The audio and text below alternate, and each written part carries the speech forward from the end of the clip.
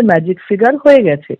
কোনো কিছু রিজন আমাদের কিছু ডিসিশনের জন্য আমরা আটকে রেখেছিলাম, আর দ্বিতীয়ত তখন স্পিকার দিল্লিতে ছিল না, যেটা জমা দেওয়া হয়নি।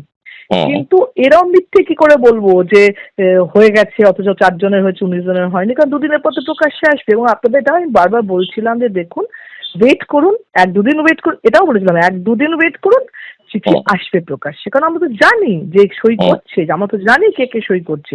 আর যারা জানে না, যারা শুধু শুধু আমাদেরকে ছোট করানোর জন্যে, বাজে প্রমাণ করার জন্য বসে বসে ইন্টারভিউ দিচ্ছিল, তারা এরকম বেওকুফ কথা বলছিল, নির্বোধের মতন কথা বলছিল।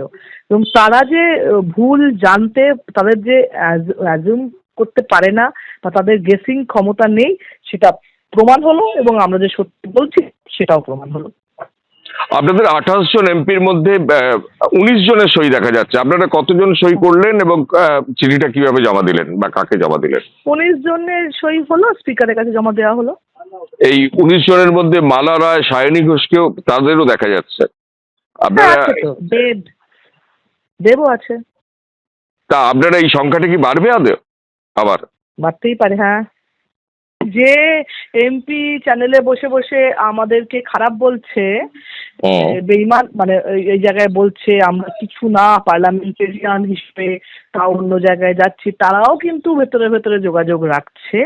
শতাব্দী রায় তিনি গতকালই বলেছিলেন যে এই যে বিদ্রোহী সংসদদের সংখ্যা, সেই সংখ্যাটা আরো বাড়তে পারে। আর আজকে আমরা কি ছবি দেখলাম, এই শতাব্দী রায়ের সঙ্গেই সুদীপ বন্দ্যোপাধ্যায় তিনি ভূপেন্দ্র যাদবের বাসভবনে পৌঁছে গেলেন। সেখানেই ভূপেন্দ্র যাদব কিছুক্ষণ আগেই তিনি তার বাসভবনে গেলেন, অর্থাৎ বৈঠক চলছে, যেখানে প্রায় 2 ঘন্টা হতে চলল। ভূপেন্দ্র যাদবের বাসভবনে রয়েছেন সুদীপ বন্দ্যোপাধ্যায়। অর্থাৎ বিদ্রোহী সংসদদের যে তালিকা, সেই তালিকায় কি এবার সুদীপ বন্দ্যোপাধ্যায়ের নামও যোগ হতে চলেছে? এটাই এখন বড় প্রশ্ন।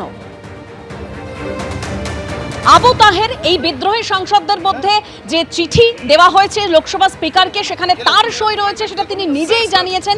এবং অভিষেক বন্দ্যোপাধ্যায়কেও তিনি নিশানা করেছিলেন। তিনি বলেছিলেন যে আইপ্যাককে সামনে রেখে যেভাবে দল পরিচালনা করেছে অভিষেক বন্দ্যোপাধ্যায়, তাতে আবু তাহেরদের কাজ করতে অসুবিধে হয়েছে। কি বলেছিলেন আবু তাহের গতকাল, শুনুন। যে সই, আপনি কি সই করেছিলেন? যে সই প্রকাশিত হয়েছে? হ্যাঁ, যে সই প্রকাশিত হয়েছে সে সই আমরা করেছি। আমরা যেমন পরিষদীয় দলে বিধানসভায় একটা আলাদা গোষ্ঠী হয়েছে, আমরাও চেয়েছিলাম মাননীয় মুখ্যমন্ত্রী মমতা বন্দ্যোপাধ্যায়, প্রাক্তন মুখ্যমন্ত্রীর কাছে, যে অন্ততপক্ষে আমাদের এটা অভিষেক বন্দ্যোপাধ্যায় আমাদের একটা জ্বালা।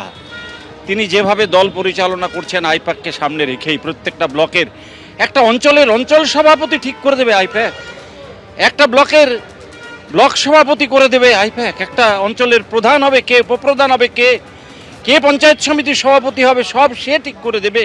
এটা হতে পারে? গণতন্ত্রে নেতাদের কোনো মূল্য নেই। তাই আজকে ভরাডুবি আমরা বলেছিলাম যে থেকে আপনারা বিরত থাকুন, আমাদেরকে অন্তত পার্লামেন্টটাকে ভালোভাবে চালাতে পারি তার ব্যবস্থা করুন। কর্ণপাত করেনি, তাই বাধ্য হয়ে আমরা 20 জনের একটা আলাদা ফোরাম তৈরি করে আমরা চেষ্টা করছি, পরিষদীয় দল যেমন কলকাতায় করেছে, আমরাও পার্লামেন্টে ওই রকমভাবে একটা গোষ্ঠী করে চেষ্টা করছি। ভেঙে খান খান তৃণমূল কংগ্রেস। লোকসভায় অর্থাৎ সংসদীয় দলেও ভাঙন ধরেছে। 19 জন বিদ্রোহীদের তালিকা ইতিমধ্যেই প্রকাশ্যে এসেছে, যেখানে 20 জন কি হতে চলেছে। কারণ সুদীপ বন্দ্যোপাধ্যায় এবার তিনি ভূপেন্দ্র যাদবের বাড়িতে বিদ্রোহী শিবিরে কি তাহলে তিনিও নাম লেখাতে চলেছেন? আর পরিষদীয় দলে আগেই ভাঙন ধরেছিল। ঋতব্রত বন্দ্যোপাধ্যায় কি বলেছিলেন শোনাবো। রাজ্যসভায় সংখ্যা আরও কমলে আমি এতটুকু অবাক হব না। এটা বিজ্ঞান, মানে ইন্টারেস্টিংলি এনাফ, যে বহু বছর আগে একটা পৃথিবী বিখ্যাত বই 18th ব্রুমেয়ার অফ লুই বোনাপার্ট, তাতে লেখা হয়েছিল history repeats itself first as a tragedy and then as a farce. আর এই সং আছে, গঠন নেই যে ক্রাউন প্রিন্সের সংগঠন, এই ফ্যাসিবাদী মনোভাব, আধিপত্যের মনোভাব, এগুলো গণতন্ত্রের পক্ষে বিপজ্জনক, গণতন্ত্রের পক্ষে স্বাস্থ্যকর নয়। স্বাভাবিকভাবে রাজ্যসভাতে 3 জন ইতিমধ্যেই ইস্তফা দিয়েছেন। শোনা যাচ্ছে আরও অনেকে যারা এই পরিবেশে পারছিলেন না, তারা হয়তো কোনো সিদ্ধান্ত নেবেন। লোকসভাতে 19-20টা নাম দেখা যাচ্ছে। সংখ্যা বাড়লে আমি অন্তত ব্যক্তিগতভাবে এতটুকু অবাক হব না। এবিপি আনন্দ, এগিয়ে থাকে, এগিয়ে রাখে।